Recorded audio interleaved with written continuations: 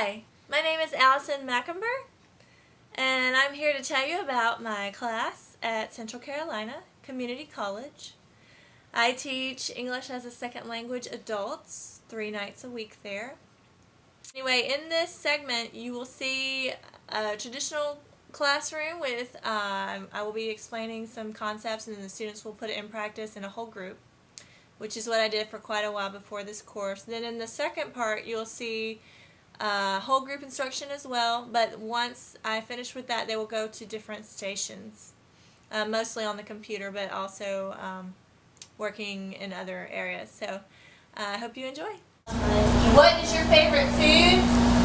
Why is it your favorite? I love confetti. My wife, she's cooking pretty good.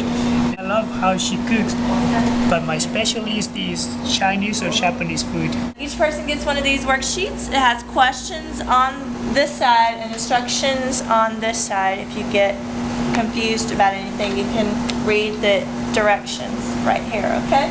Alright, so it says you're going to do an interview with a friend. I like jeans and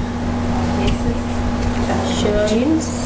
But it's really faster and more understandable for the people at the bank if you just say 54 and 87-100. So here you can see the things I'm doing with my lesson, the short video, the game, stations the students can go to, websites, work with a partner on written work, another project we had online, also working with me on developing their writing skills. So right now my students are getting ready for a game which is called I Have Never. This is practice with negative statements and present perfect. So I have never been to Mexico City. I have never break a window. Okay. You have never broken a window? Yeah. I never have graduated on my life. Salvador is working on an essay that he wrote.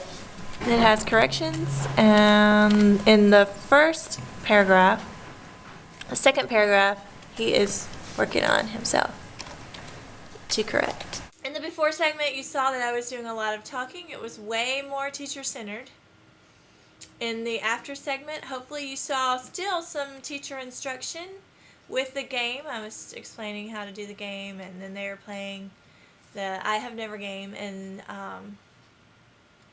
then of course they chose what they wanted to do instead of my passing out the activity and telling them this is what you're going to do.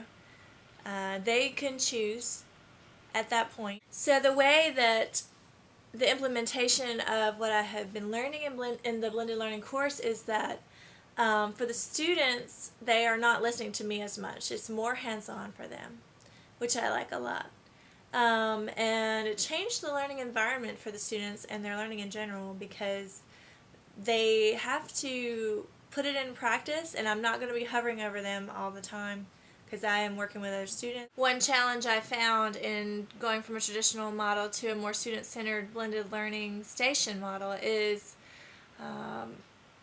I felt like in the stations there were so many different concepts, and at one point I had 6 stations, and I began to write on the board the stations, and all the stations are tailor-made to go along with Unit 10, which we're learning right now. The implications for future practice is I feel as though my students will have hopefully a better grasp of the concept in Unit 10 and won't be quite as bored with just watching a video, listening to me, playing a game, and then writing as a whole class. They can also work in small groups. Hopefully they can be more in control of their learning, but yet at the same time have some boundaries and not just be out in left field doing their own random thing. Thank you so much.